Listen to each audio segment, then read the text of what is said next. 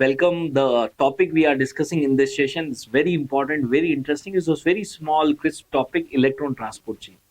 What is electron transport chain? See, हमने biochemistry में पढ़ा कि हम एनर्जी जो है वो हम बनाते हैं इन the form of NADH, FADH और इन द फॉर्म ऑफ ATP. आप हमारी जो सेल्स है ना वो एनर्जी अलग अलग फॉर्म में बनाती तो है, लेकिन वो यूटिलाइज जो कर पाती है, एनर्जी का यूटिलाइजेशन केवल और केवल ATP के फॉर्म में होता है. तो जितनी भी एनर्जी हमारी NADH और FADH के फॉर्म में बनती है उनको कन्वर्ट करना पड़ता है हमें ATP के अंदर. और ये जो कन्वर्जन होता है ये होता है इलेक्ट्रॉन ट्रांसपोर्ट चेन के through. Electron transport chain basically एक कॉम्प्लेक्स एंजाइम की सीरीज है जो इनर माइटोकॉन्ड्रियल मेम्ब्रेन के ऊपर सिचुएटेड होता है. इनर माइटोकॉन्ड्रियल मेम्ब्रेन जो होता है, माइटोकॉन्ड्रिया में दो मेम्ब्रेन है, inner and outer. Inner membrane पे कुछ कॉम्प्लेक्स एंजाइम है जो कि एक सीक्वेंस में सिचुएटेड है और वो ये काम करते हैं जितने भी NADH और FADH बनते हैं उनको ATP में कन्वर्ट करते हैं, जो so that the cells can use that energy. Now how it occurs, हमें एक डायग्राम का ओरिएंटेशन समझना है, वो सबसे इंपॉर्टेंट है. देखिए, for example this is a cell and here is the cytoplasm and this is the mitochondria. And these are the two membranes of mitochondria, the outer membrane and the inner membrane of the mitochondria. इन दो membrane के बीच की जो जगह है that is called as the intermembrane space. This diagram has to be very much clear. Intermembrane space. दो membrane के बीच का जो स्पेस है intermembrane space. तो माइटोकॉन्ड्रिया के अंदर we have the outer membrane, intermembrane space, then inner mitochondrial membrane, then we have the mitochondrial matrix. अगर आप सीक्वेंस देखो तो कुछ इस तरीके से, सबसे बाहर हो गया साइटोप्लाज्म, फिर हो गया हमारा आउटर मेम्ब्रेन, फिर हो गया इंटरमेम्ब्रेन स्पेस, फिर हो गया इनर माइटोकॉन्ड्रियल मेम्ब्रेन, फिर हो गया माइटोकॉन्ड्रियल मैट्रिक्स. ये ओरिएंटेशन बहुत क्लियर है. So what we are doing is, हमने यहां से माइटोकॉन्ड्रिया का एक छोटा सा सेक्शन लिया, इसको जूम करके देखते हैं so that we can find out that how electron transport chain is occurring. तो मैंने यहां से ये वाला जो बॉक्स है, ये पर्टिकुलर एरिया हम ले रहे हैं और इसको जूम करके देख रहे हैं. Now if we zoom in this area, you will find that we have the outer mitochondrial membrane. Outer mitochondrial membrane के बाहर की तरफ हो गया cytoplasm. Then we have the inner mitochondrial membrane और inner mitochondrial membrane के अंदर की तरफ हो गया mitochondrial matrix. और इन दोनों membrane के बीच की जो जगह हो गई, that is the intermembrane space. Intermembrane space. Now, if you see the inner mitochondrial membrane, there are 5 complex enzymes which are situated in the series. 5 complex enzyme एक series में situated है. They are trying to convert the NADH and FADH into ATP. कैसे? ये जो complex 1 होता है, ये जो कॉम्प्लेक्स एंजाइम 1 होता है, यहाँ पे NADH के मॉलिक्यूल्स अटैच होते रहते हैं लगातार और वो कन्वर्ट होते हैं NAD में. अब जब NADH NAD में कन्वर्ट होता है तो बेसिकली हाइड्रोजन जो आया, जो हाइड्रोजन निकला, वो हाइड्रोजन पंप हो जाता है इंटरमेम्ब्रेन स्पेस में. वो हाइड्रोजन यहाँ पे आ जाता है. ऐसा नहीं है कि सारे के सारे हाइड्रोजन जो है वो पंप हो जाएंगे इंटरमेम्ब्रेन स्पेस में. कुछ हाइड्रोजन जो है वो कॉम्प्लेक्स 2 की तरफ डाइवर्ट कर दिए जाते हैं. कॉम्प्लेक्स 2 के ऊपर FADH के मॉलिक्यूल अटैच होते हैं और वो कन्वर्ट होते हैं FAD में. और यहां से जो हाइड्रोजन लिया जाता है वो यहां तक आता है और फिर इसको आगे की तरफ डाइवर्ट कर दिया जाता है. और ये जो हाइड्रोजन आ रहे थे इनको भी आगे की तरफ डाइवर्ट कर दिया जाता है. अब ये सारे हाइड्रोजन्स पहुंचते हैं कॉम्प्लेक्स 3 में. कॉम्प्लेक्स 3 इनमें से कुछ हाइड्रोजन्स को इंटरमेम्ब्रेन स्पेस में पंप कर देता है और बाकी के बचे हुए हाइड्रोजन कॉम्प्लेक्स 4 की तरफ चले जाते हैं और ये हाइड्रोजन यहां से पंप हो जाते हैं. सो बेसिकली बहुत सारे हाइड्रोजन को कंटिन्यूअसली पंप किया जाता है इंटरमेम्ब्रेन स्पेस में. सो थोड़ी देर के बाद यहाँ पे बहुत सारे हाइड्रोजन इकट्ठे हो जाते हैं. बहुत सारे हाइड्रोजन इकट्ठे हो जाते हैं.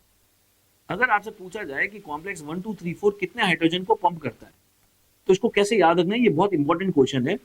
अगर मैं आपसे पूछूं, एडल्ट जो आप शर्ट पहनते हैं, मेल्स की बात कर रहा हूं, नंबर्स में अगर मैं पूछूं कि आपके शर्ट की साइज क्या है नंबर्स में, तो जनरली आप जो वियर करते हो दैट इज समवेयर 40 और मे बी 42, 40 और 42.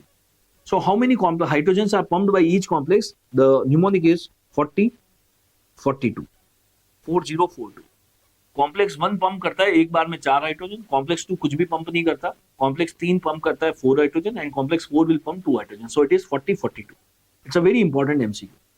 अब इतने हाइड्रोजन की जब पंपिंग होती है, ये हाइड्रोजन यहाँ पे इंटरमेम्ब्रेन स्पेस में इकट्ठे हो जाते हैं. आप अब ध्यान से देखना, आप अगर मैं कंपेयर करता हूं इंटरमेम्ब्रेन स्पेस को माइटोकॉन्ड्रियल मैट्रिक्स से, इंटरमेम्ब्रेन स्पेस को माइटोकॉन्ड्रियल मैट्रिक्स से आप कंपेयर करो, इंटरमेम्ब्रेन स्पेस में तो इतना सारा हाइड्रोजन इकट्ठा हो गया, माइटोकॉन्ड्रियल मैट्रिक्स में तो है ही नहीं, तो कंसंट्रेशन डिफरेंस हो गया। और क्योंकि ये कंसंट्रेशन ग्रेडियंट हो गया तो ये सारा हाइड्रोजन वापस आने की कोशिश करता है, और वापस आने का इसके पास एक रास्ता है, दैट ये जो कॉम्प्लेक्स 5 होता है इसके सेंटर में एक टनल होती है। ये कॉम्प्लेक्स 5 एंजाइम जो है इसके सेंटर में एक पैसेज है जो कनेक्ट करता है इंटरमेम्ब्रेन स्पेस को माइटोकॉन्ड्रियल मैट्रिक्स से। तो ये जो हाइड्रोजन आयंस है, ये हाइड्रोजन आयंस इस टनल के थ्रू होते हुए वापस से माइटोकॉन्ड्रियल मैट्रिक्स में आ सकते हैं। क्योंकि कंसंट्रेशन डिफरेंस बहुत ही ज्यादा है तो ये हाइड्रोजन बहुत तेज आएंगे, बहुत फास्ट आएंगे। ये इतने फास्ट आएंगे, जो कॉम्प्लेक्स 5 है ये एक फैन जैसा होता है, पंखे के जैसा होता है, तो क्योंकि इसके सेंटर में से ये निकल निकल के आ रहे हैं तो ये फैन घूमने लग जाता है, और जैसे ही ये फैन घूमता है, the moment this complex 5 is going to move, it is going to generate the energy and it is going to generate the energy in the form of ATP. और यही हमें चाहिए था। हमें बेसिकली हमने ये सब क्यों किया, क्योंकि हम NADH और FADH को ATP में कन्वर्ट करना चाह रहे थे, and we have did that by using the 5 complex enzyme, and this is called as electron transport chain. ये तो एक बेसिक कॉन्सेप्ट हो गया, इलेक्ट्रॉन ट्रांसपोर्ट चेन काम कैसे करती है। अब हम देखते हैं इससे MCQ क्या क्या बनता है। पहला MCQ बनता है इन 5 कॉम्प्लेक्स एंजाइम के नाम क्या क्या। तो ये कॉम्प्लेक्स एंजाइम के नाम हमें याद होने चाहिए कि complex 1 is NADH dehydrogenase, complex 2 is succinate Q reductase and so हमें याद रखना है। फिर दूसरा क्वेश्चन आता है ये कॉम्प्लेक्स कितने हाइड्रोजन को पंप करते हैं, तो वो मैंने आपको याद करा दिया था 40-42 से। कॉम्प्लेक्स 1 जो है 4 हाइड्रोजन को पंप करता है, ये क्वेश्चन आ चुका है। कॉम्प्लेक्स 4 जो होता है, कॉम्प्लेक्स 1 जो है वो 4 हाइड्रोजन को पंप करता है, complex 4 is the last one to pump the hydrogen, और ये हाइड्रोजन ही बेसिकली इलेक्ट्रॉन है। इसको इलेक्ट्रॉन ट्रांसपोर्ट चेन क्यों बोलते हैं, ये जो हाइड्रोजन है ये बेसिकली इलेक्ट्रॉन्स है। सो आप देखो इलेक्ट्रॉन का ट्रांसपोर्ट हो रहा है इधर उधर, इसलिए इसको बोल दिया electron transport chain. And who is the last one to pump the electrons, और who is the last one to pump the hydrogen, it is complex 4। Complex 5 तो कुछ भी पंप नहीं करता, वहां से तो वापस आते। अब ये जो कॉम्प्लेक्स एंजाइम्स है इनको कुछ टॉक्सिन्स इनहिबिट कर सकते हैं। अगर आपने इलेक्ट्रॉन ट्रांसपोर्ट चेन के किसी भी एंजाइम को इनहिबिट कर दिया तो इलेक्ट्रॉन ट्रांसपोर्ट चेन नहीं चलेगा तो the ATPs will not be generated. So what are the toxin that can inhibit these various enzymes? Complex 1 को इनहिबिट कर सकता है रोटेनोन। रोटेनोन एक टॉक्सिन है जो कॉम्प्लेक्स 1 को इनहिबिट कर सकता है। मेलोनेट जो होता है वो कॉम्प्लेक्स 2 को इनहिबिट कर सकता है। कॉम्प्लेक्स 3 को इनहिबिट कर सकता है बाल, एंटीमाइसिन, कॉम्प्लेक्स 3 को इनहिबिट कर। कॉम्प्लेक्स 4 को इनहिबिट कर सकते हैं, 2-3 बार आ गया आपके एग्जाम में, cyanide, carbon monoxide, hydrogen sulphide, these are the complex 4 inhibitor. कैसे याद रख सकते हैं, मैं जो निमोनिक यूज कर रहा हूं वो है रो मत बालक मच्छर काटा है। रो मत बालक मच्छर काटा है। रो मत बालक मच्छर काटा है। These are the various inhibitors. ये कॉम्प्लेक्स 4 वाले सबसे ज्यादा पूछे गए। इसके अलावा भी कुछ और इनहिबिटर है जैसे कि कार्बोक्सिन। कार्बोक्सिन जो है वो कॉम्प्लेक्स 2 को इनहिबिट करता है। फिनोबार्बिटोन कॉम्प्लेक्स 1 को इनहिबिट करता है। ओलिगोमाइसिन कॉम्प्लेक्स 5 को इनहिबिट कर सकते हैं। So these are the various inhibitor, और ये सबसे इंपॉर्टेंट पार्ट है इस पूरे चैप्टर का कि what are the various inhibitors of the electron transport chain. These are the various inhibitors to be remember. So ये टेबल ही अपने आप में सारे MCQ है। नाम क्या है एंजाइम्स का, कितना हाइड्रोजन पंप करता है, और कौन उनके inhibitor. Now there is a concept that is called as uncoupling. एक कॉन्सेप्ट समझते हैं अनकपलिंग का। Now what is uncoupling is, see अभी तक हमने जो कॉन्सेप्ट समझा वो ये था कि इनर माइटोकॉन्ड्रियल मेम्ब्रेन पे 5 कॉम्प्लेक्स एंजाइम है। ये अभी तक क्या कर रहे थे, हमने ये सीखा कि NADH जो होता है यहां पे अटैच होता है और NAD में कन्वर्ट हो जाता है। FADH जो है वो अटैच होता है कॉम्प्लेक्स 2 पे और FAD में कन्वर्ट हो जाता है। और ये जो हाइड्रोजन यहां से लिए गए, ये हाइड्रोजन यहां पे पंप होते रहते हैं।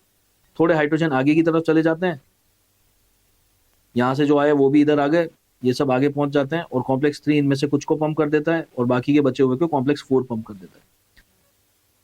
सो बहुत सारा हाइड्रोजन यहाँ पे इकट्ठा हो जाता है। और ये हाइड्रोजन सब वापस आना था कॉम्प्लेक्स 5 से, और उससे पंखा घूमता और एटीपी बन जाते। अब ये तो हमने सीखा अभी तक कि इलेक्ट्रॉन ट्रांसपोर्ट चेन चलता कैसे, एटीपी बनते कैसे। एटीपी बनने के लिए जो सबसे इंपॉर्टेंट बात है वो ये है कि ये हाइड्रोजन वापस आने चाहिए थे इस टनल के थ्रू। अगर इस टनल के थ्रू आएंगे ना तो ही ये फैन घूमेगा, यही फैन घूमेगा, ये फैन घूमेगा, तभी एनर्जी आ सकती है, तभी एटीपी बन सकता है। लेकिन बाई चांस ऐसा हो जाए कि यहाँ पे छोटे छोटे पैसेजेस बन जाए, यहाँ पे छोटे छोटे पैसेजेस बन जाए, अगर यहाँ पे छोटे छोटे पैसेजेस बन गए जिससे ये हाइड्रोजन लीक हो जाए, अगर ये हाइड्रोजन यहां से लीक होके आ गया तो ये कॉम्प्लेक्स 5 घूमेगा ही नहीं, और कॉम्प्लेक्स 5 नहीं घूमेगा तो एटीपी नहीं बनेंगे। लेकिन हमने एक लॉ ऑफ एनर्जी पढ़ा था कि ना तो एनर्जी बना सकते हैं ना डिस्ट्रॉय कर सकते हैं, एक फॉर्म से दूसरे फॉर्म में कन्वर्ट कर सकते हैं। आप देखो, आपने यहाँ पे एनर्जी तो ले ली, अब आप बोल रहे हो एटीपी नहीं बन रहा, तो कैसे चलेगा, कुछ तो बनाना पड़ेगा एनर्जी। सो ये जो हाइड्रोजन का लीकेज होता है इसको हम बोलते हैं uncoupling. This leakage of hydrogen is called as uncoupling. और ये जब अनकपलिंग होती है, इस अनकपलिंग की वजह से जो एनर्जी जनरेट होती है that is generated in the form of heat,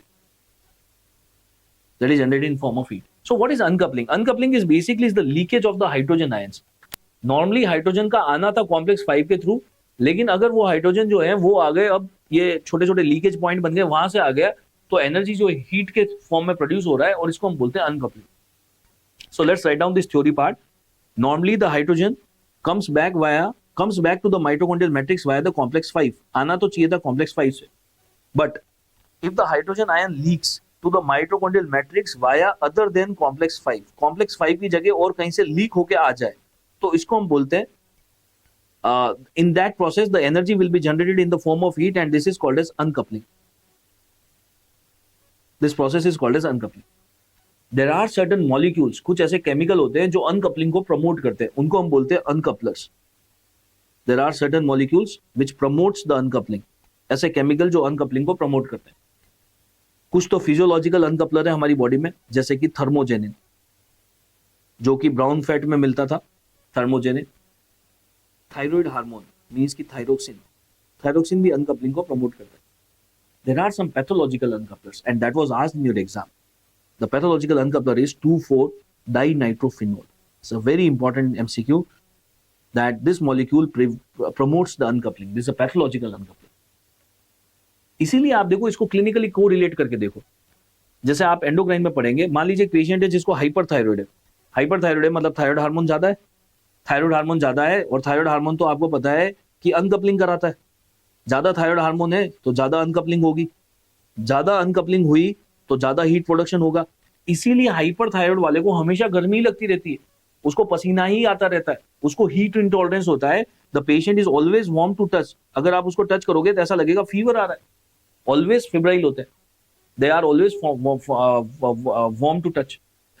opposite is also true, hypothyroid.